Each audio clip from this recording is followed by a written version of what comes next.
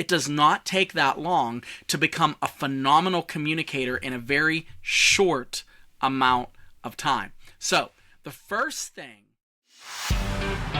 Welcome to the Sam Linton Show, the podcast designed to help you shift your mindset, find your voice, and change your world. Sam is a pastor, coach, and expert communicator, helping leaders and entrepreneurs like you step into their purpose, speak with confidence, and make a lasting difference. So let's dive in.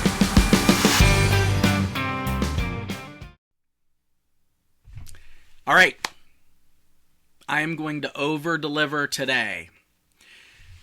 Everything I have ever learned about communication, public speaking, all of it can be summed up in a picture of a train. That's it. This is my framework that I've been working on for years. This is how I trained all of the people that work for the church when I talk to them about their communication. This is how I've trained people in professional settings and all of my clients. It's this framework. Now, you didn't realize that in order to be a speaker, you had to get on the train. So I'm going to give you all of the components of the framework. We're going to go through them rapid fire, and you're going to get everything that my clients get in this podcast. Does that sound good? All right. If not, then I don't know why you're still listening, you psychopath. All right, so here it is. The train. Okay, these are all the things that every effective communicator, it does not take that long. You could read books about this, you can go to seminars about this, but it does not take that long to become a phenomenal communicator in a very short amount of time. So, the first thing that you have to do when you look at the train is, and I'm going to kind of take this in the order that I really feel to in my mind, because you can take this apart in any order, but I would say the one thing that you're going to need to start with is the confidence. That's confidence. That's the cab. That's the lead car of the train. So when I say confidence, I'm not talking about the guy that comes and is like, hey, has anybody seen the gym? Where's the gun show at? And they're doing that. No. I'm talking about confidence that says, I am here to produce value. I am able to, because I'm a person of value, able to give value when I see fit. So this is about the confidence that you have to take that step to communicate to begin with. People will kind of forgive a lot when it comes to your speaking, but one thing they won't forgive is if you don't have the confidence to be there to begin with. So that's the cab, that's the front of the train. So you'll see I have the picture in the background, but picture a train, the front car, that's the cab, that's confidence. And what confidence says, essentially, is that I am valuable enough to bring value here through speaking. Now, what does that mean exactly? Well, a couple things.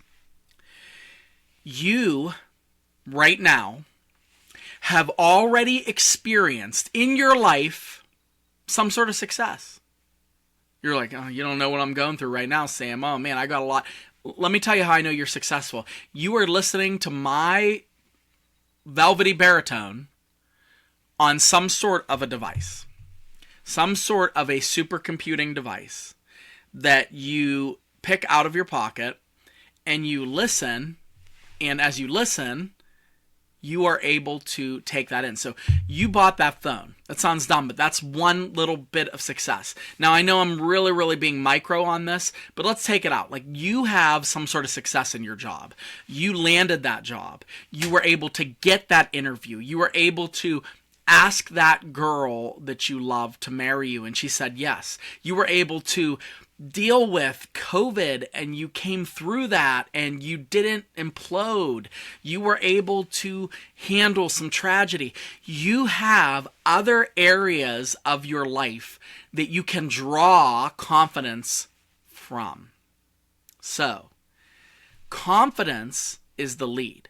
You have to start to believe enough that you belong in front of the stage. If you can talk yourself into the idea that you belong in front of the stage, then people will recognize this person probably belongs in front of the stage. It really will happen like that.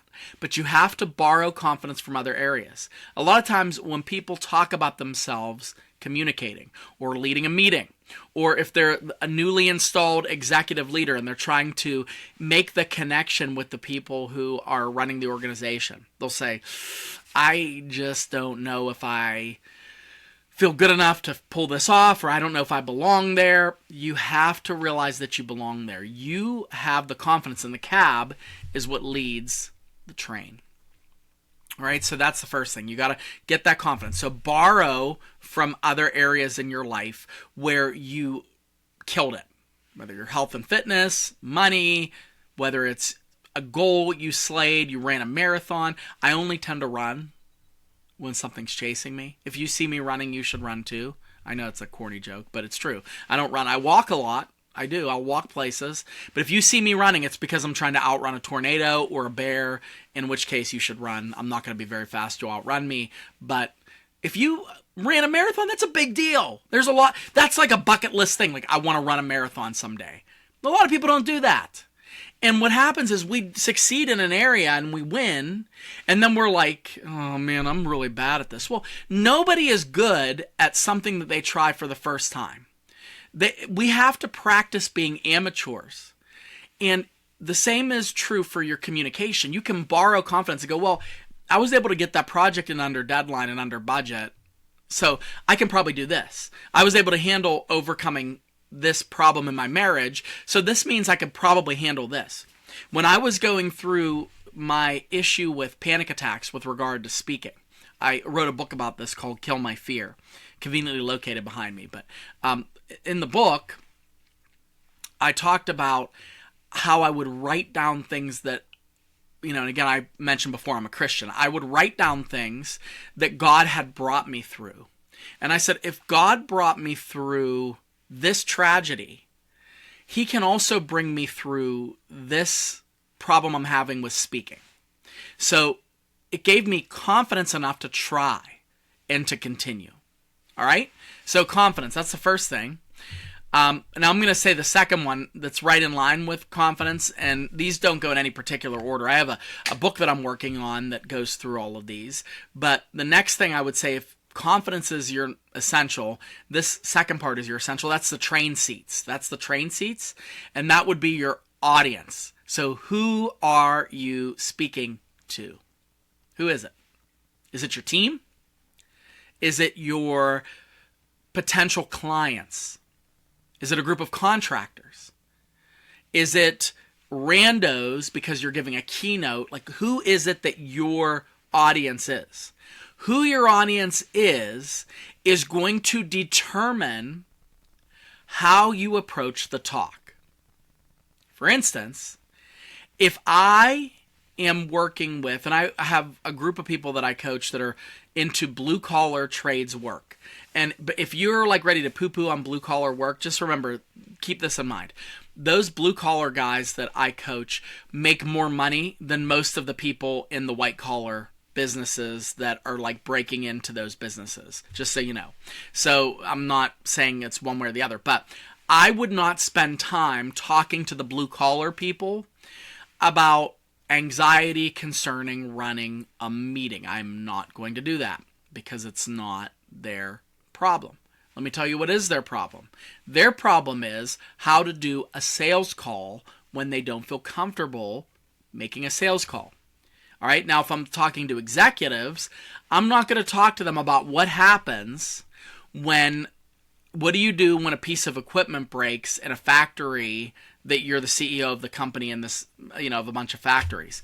They're going to go, you call the factory technician. That problem is solved in 2 seconds because they have somebody to do that.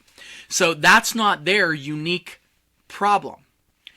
When you focus on the audience, those train seats, and you focus on what it is that they're struggling with, you are showing empathy. And you're showing that you are in touch with them. You can't communicate clearly unless you communicate in terms of what the audience is thinking about. Spoiler alert, it's not your talk. Nobody is thinking about your talk. Nobody is up there thinking, I don't know, I hope this guy is going to do well today. Oh boy, I hope that he really has all of the right slides up. No, they're thinking of themselves. They're thinking of the biggest problem that they had before they walked into whatever communication you're running. So the audience focus, the train seats, you have to focus on them. All right. Next thing you want to focus on, and I'm again, it's not in any particular order, but I gave you the non-negotiables first. You got to focus on being confident. You got to focus on making sure that your audience is the center. Okay, next of all, content. What are you going to talk about? Well, what's going to determine your content? It's going to be your audience, not what you like to talk about. I could spend untold amounts of time talking about writing. There are there is a small group of people that would find me talking about the nuances of writing and story and fiction. Like when I talk through that stuff, it's going to appeal to a very small group of people.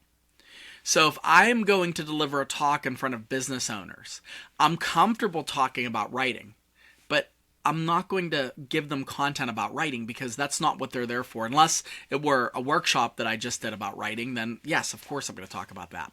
However, my content is dictated by what is most valuable to the people that I'm serving.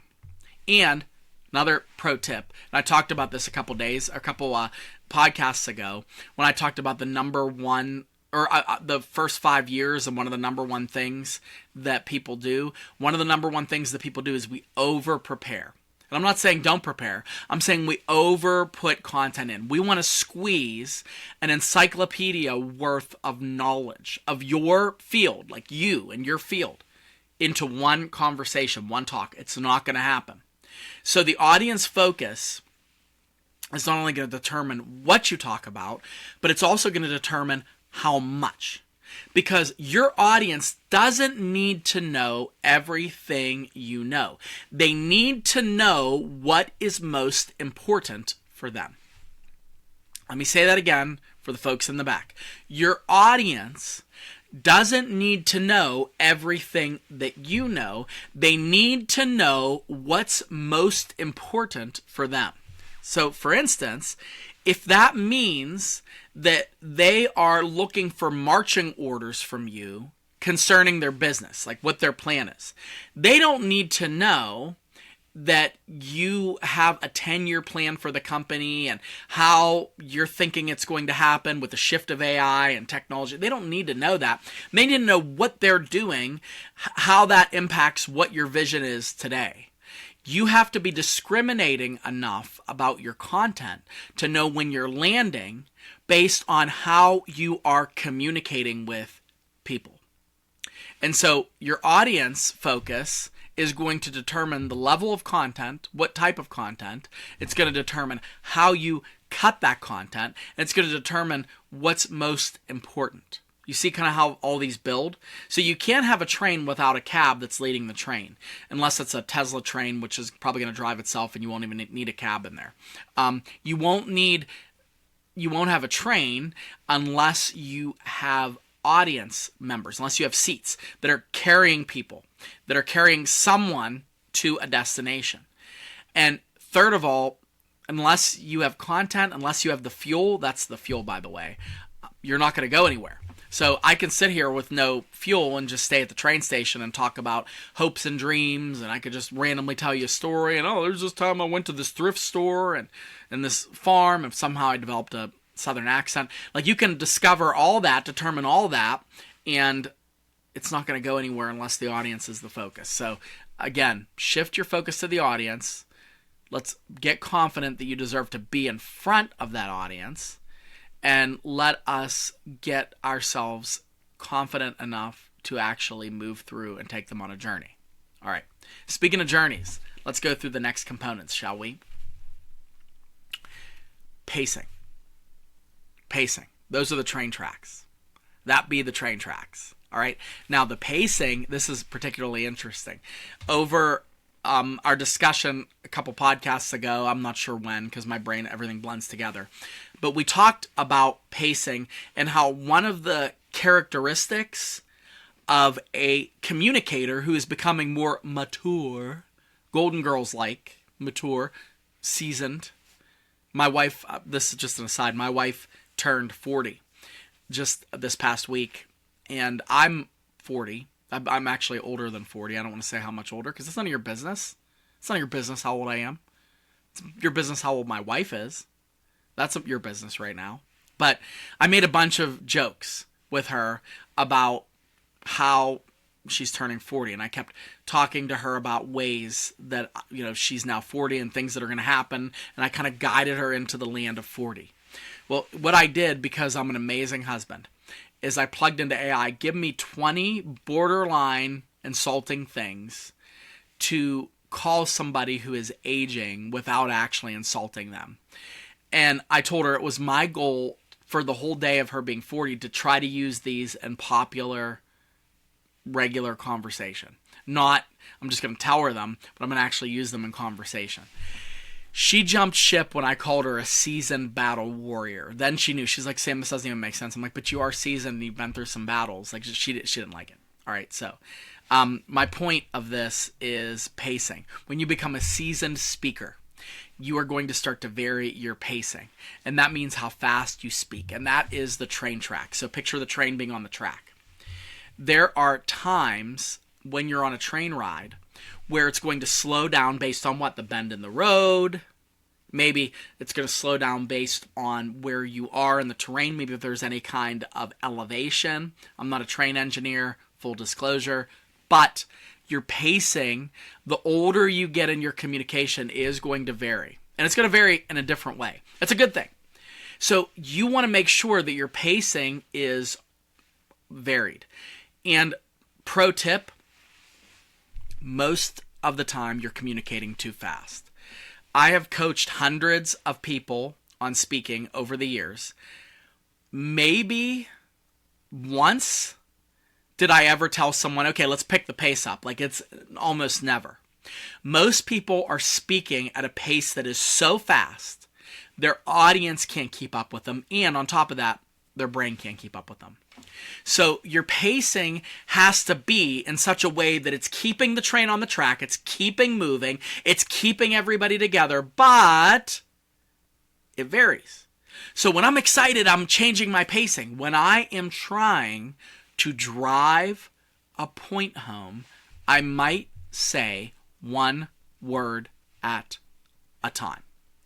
If you're willing to do that, if you're willing to vary those things, and if you are going to come across as a 10 times better presenter than most communicators, because they fly like it's the Dickens. They're really, really on the edge. All right, so your pacing is going to fluctuate. Now, the second consideration, another consideration, I should say not the second, but another consideration with regard to the tracks and how things are moving would be the engine of the train, the engine of the locomotive. And the engine would be your tone and your volume. This is where you're getting the power from. And again, Tesla, probably no engine. It's probably just a bunch of batteries. This whole thing falls apart if everything is electric, but keep in mind you need an engine, something that's driving. This is going to be tone and volume. Tone is tricky because we think of one word when we think of tone. We think of monotone. Everything sounds like this. Everything is like, I can't even do it because it's too much. But I want you to know monotone is also, hey guys, glad that you're here. Today we're going to talk about the different components of a train. And you're going to find out how the audience should be your focus and the content. And then you're going to figure out the pacing with the tracks. Then you're going to figure out tone and volume. And that is also monotone. So how you want to look at monotone and making sure you're not monotone is just like with the pacing, you want to vary this intentionally. So there are times when you're going to want more volume and you're trying to rally the troops, and you can do this. You can make the sale. You can change your direction. If I was doing a keynote, my tone is going to be towards the end very, very big. When I'm speaking, when I'm delivering sermons, I don't do this in every sermon because you don't want to be predictable. If you're a speaker all the time, you want to have more than one tool in your tool belt. But something I do is if I'm building, at the end, I'm going to go big. And I'm going to go really, really big, and then I'm going to bring it down softly so that they lean in. That's tone and volume. And it really drives the communication experience. If you're running a meeting, if you want to start off lighthearted, yeah, we're doing this, and you know how that is, like changing that up. But when it gets serious, yeah, this isn't a good thing. It's not a good thing that you let go all those chickens, and now they're running around in a field. We have to figure something out, right? And if that's your line of business, I'm sorry. But coming back to it, you have to be able to change your tone based on the talk. And when you do that, you become a lot more easy to pay attention to because people know, okay, he's talking like this, so I think he's being serious. Ooh, she kind of slowed up here, and she's really emphasizing every word. This must be something that she wants me to take action on, right? Whatever it is. Use tone and volume to give you momentum, to drive that point, to drive the train with the engine, and don't become monotone. You don't want to do that, all right? So you want to make sure that you do that. Finally, in terms of, I'm sorry, I should say not finally. I keep trying to wrap this up, but there's more. But wait, there's more, okay? One other component of the train is body language. There's a keynote that I did that I prepared some time back called How John Mayer Can Make Everybody a Public Speaker. And the first thing about John Mayer is he has that song, Your Body is a Wonderland. You know that song, Your Body is a... And I don't even know what that really means. I'm sure it's something, I don't know what it means. It's just cool, man. It's cool. It's artist. I'm an artist. So that song, Your Body is a Wonderland, when you're a speaker, you don't want your body to be a wonderland. You want your body to be a tool that generates people to pay attention to you by using body language. Your body language are the train cars. Those are the things that are on the tracks. And I'm going to give you a quiz. What's your greatest visual aid? Okay, what's your greatest visual aid? You might be saying PowerPoint slides. Some of you might be saying whiteboards. Some of you might even be saying, you know what, it's my Zoom, those Zoom emoji reactions, like where you put the sick face emoji. Those are my greatest visual aids. No, your greatest visual aid is your body. You. If you're on a Zoom screen or on a screen like this, your greatest visual aid is your face, your facial expressions. Your body language is a underutilized, underthought about tool of a good communicator. You want to use body language that is fortifying your message, not distracting people from it. And most of the time, I will just say this, I don't know you, I don't know who all is listening to this now, but right now, friend, I have a suspicion. Your body language is one of your greatest distractions in your message. Your greatest distractions in your message. And it really, really is. So your body language essentially causes people to either go, ooh, this person is being consistent and congruent with how they're speaking, or this person is really, really hard to watch. I was coaching a lady one time, and every single time she spoke, she would pull at the corners of her shirt. And she didn't do that when you were, like if I was talking to her one-on-one, she didn't do that. She only did it whenever she was in front of the room. She'd be pulling. So I'd say, hey, I got an idea. Because you don't want to call attention to people's stuff if it's going to embarrass them. So I'll say, hey, what if we make sure, why don't we do a quality control check, like take your phone, and just check out to see if your collar's straightened. And she was like, there's nothing wrong with my collar. And I'm like, okay. I was like, well, how about this? How about we in advance straighten out your collar? So that way when you're speaking, you don't feel the need to straighten out your collar. And she's like, I don't need to straighten my collar out when I'm speaking. I think it's fine. And what I realized was she didn't know. She didn't even know. She didn't know that this body language had become a part of how she communicates. And that is the case with all of our body language. There are things that you are doing right now with your body. That's a weird statement. There are things you're doing with your body. There are things that your body language is communicating that you do not want it to be communicating. And people pay attention to that. If you're kind of guarded like this, where your arms are folded, you're showing people you're standoffish. You're like, well, that's just how I feel comfortable. Well, you're making me feel uncomfortable, bucko. You want to be thinking about how your body language translates to the audience.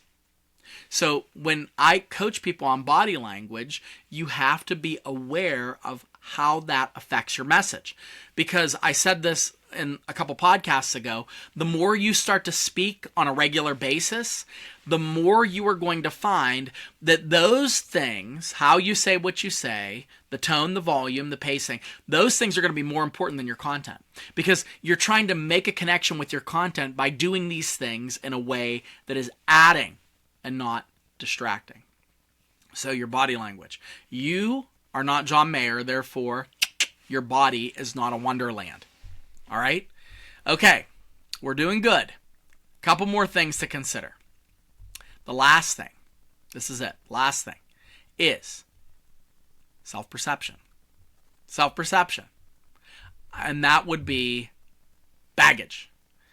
Every train, if it's a passenger train, I don't think if it's like the gravel train with all the gravel. Do you ever wonder how I'm not a train person, but just an aside, I don't know how the gravel stays in when it's speeding like that.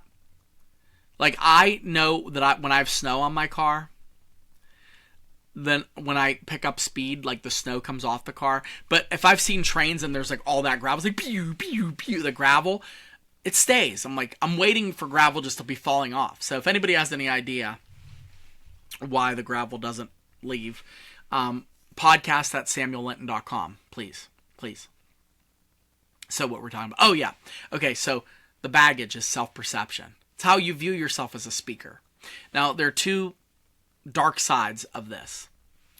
Number one, if you've never seen yourself as a speaker, if you've never seen a video of yourself, if you've never analyzed with a critical, and not in a bad way, in a critical, like, let's say a coaching type of look at your video of yourself, you don't know how you come across. You think you know, but you don't, because you've never seen yourself. And right now you're thinking, oh, I hate seeing myself on camera. Oh, the camera adds 50 pounds. Oh, I hate how I sound. All right, your self-perception is that you sound okay and, whatever. So there are people that are like, oh, I do really, really good. Oh, yeah, really? What do you do well? They've never looked at themselves once. So they are thinking they look and sound good, but they don't. Their self-perception is saying, yeah, you're awesome at speaking. I talked to somebody not too long ago, and I said, I help people communicate with spark. I help people connect with confidence. And they said, oh, I'm really good at communication. I kill it. I do great. Every time I step in front of a room, it's amazing. And I'm like, right off the bat, as I'm listening to this person, I'm like, this person is a terrible communicator. I could feel it. I could feel it in my bones, kids. I really could. And the reason why is because they've never analyzed why they're good at what they are doing or why they're bad at it. For me, I have the privilege of having every single time I've ever spoken on the internet. Online, the church records all of the sermons. It broadcasts them online to thousands of your closest friends. So Sunday, I have a little bit of a ritual. At some point during the day, it might be like 5 minutes, like after we're done with dinner, I'll be doing dishes or getting ready for bed. I will put my sermon on. It's not because I'm narcissistic, but I'll watch how that sermon went. And I'll go, next week you should go a little slower. You had a little too much information there. You were rushing. You really didn't land that joke. You should probably never make a joke again. I don't say that, but I'm trying to feed myself accurate self-perception because I don't want to come across as like, oh, I'm killing it at this. I mean, I think everyone can improve. I'm looking at, there's a couple coaches right now that I'm looking to work with to develop my own speaking, even though I'm a speaking coach. I've been doing it for 21 years. However, I have self-perception issues. I don't know what I don't know, and you don't know what you don't know. So some of you think you're good at speaking just because you do it all the time. That's not true. Second of all, some of you think you're horrible at speaking, and really, that's not the case. You just need to change like 2 or 3 things. You're 2 or 3 things away from being a completely different communicator. 2 or 3 things. So that leads me to my program, the Trained and Confident Communicator VIP Day. I don't do a lot of these. And the reason why is because I only want to work with people who truly, to be honest, are people that want to improve and be coached hard. I don't coach where I'm mean, but I coach for results. So I have a program, a VIP program, that trains you in all of these things: your body language, your tone and volume, how to focus on your audience, how to whittle your content down. And the program is completely tailored to you and your goals. The wonderful thing about being a speaking coach is I don't have to use an outline. I have a framework. I will evaluate you based on those things. However, I am not going to say, oh, you should always speed up. Oh, you should always slow down. I don't know. You know, and you will know once you get some coaching. So here's what I will suggest. If you send an email to podcast@samuellinton.com, podcast@samuellinton.com, and just say, hey, I want to know about your VIP program. If you mention that you listen to our podcast on a regular basis, I will give you 10% off of the price of the communication package. Now, I don't usually put this on sale because my coaching time is very valuable. But I'm giving you an opportunity as a podcast listener. If you just mention that I listen regularly and I want to see what your price is on this VIP program, I will tell you, I will give you 10% off. I'll tell you what the price is, and you can sign up. I will get you into a scheduled session. We can do it virtually or we can do it in person. I have some offices in the Pittsburgh area. If you want to have a day and make a day of this, it's a 4-hour session. We will get you trained and communicating confidently like never before. My guarantee to you is you will feel more confident than ever before speaking after spending one little concerted amount of time with me as your coach. And I would love to get you the results on the other side of who you are now as a communicator. But you need the coaching. Sometimes people say, well, I'm just going to read more books. And go ahead, get the TED Talk book, get the Speak Like Abraham Lincoln book, get all those books, and you're not going to do any of those things. Just being honest. Because until I decided to invest in myself as a communicator, I didn't pay attention. I listened to podcasts, I listened to gurus, I watched public speakers, but until I spent money and had somebody evaluate me as a communicator, I stayed the same. So if you want to change as a leader, if you want to be challenged, if you want to lead and speak with authority and confidence, I'm your guy. This is the right solution for you. So just sign up for the program, and I will go through that framework with you, and I will help you. Now, for everybody else, this was all that I teach to everybody that I've ever coached about speaking. But for you, remember, if you shift your mindset, change your focus, find your voice, you can change your world. So until next time, thank you for joining, and we will see you soon.